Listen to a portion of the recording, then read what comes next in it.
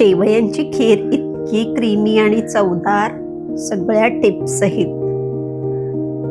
कढईमध्ये चमचाभर तूप घालून काजू बदाम तळून घ्यायचे. चांगलं खमंग तळून घ्यायचं आहे. काजू बदाम ऐवजी तुम्ही आवडेल तो सुकामेवा वापरू शकता.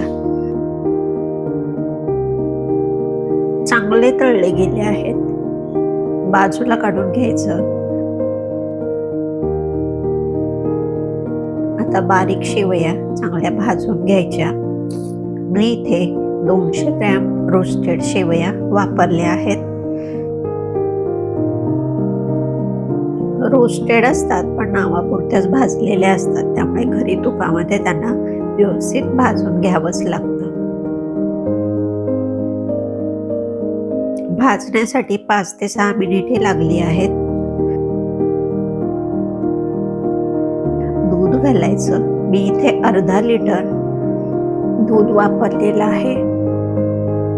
छानसं मिक्स करून घ्यायचं. गॅस एकदम बारीकच ठेवायचा. उकळी येईपर्यंत दुसरीकडे पॅन मध्ये अर्धी वाटी साखर आपल्याला वितळवून घ्यायची आहे. साधारणपणे 2 ते 3 मिनिटे लागतात. मध्यम आचेवर सतत ढवळत राहायचं आहे, म्हणजे साखर करपली जात नाही. साखर पूर्णपणे वितळली आहे. थोडासा धूर यायला सुरुवात झाली आहे की लगेचच गॅस बंद करायचा आणि दुधामध्ये टाकून मिक्स करून घ्यायचं. किती रंग बदलला आहे तुम्ही पाहू शकता.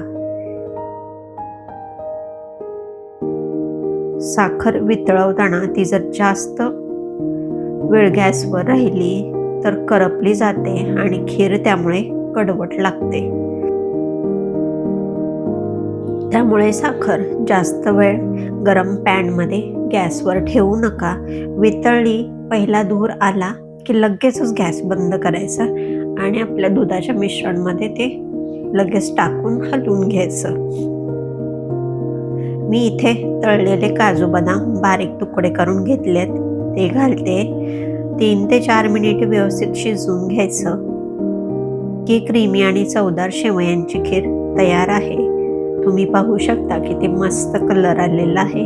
दुधाचा पांढरट कलर दिसत नाही अजिबात. एकदम क्रीमी टेक्स्चर आलेला आहे. तुमची फेवरेट खीर कोणती कमेंटमध्ये नक्की सांगा.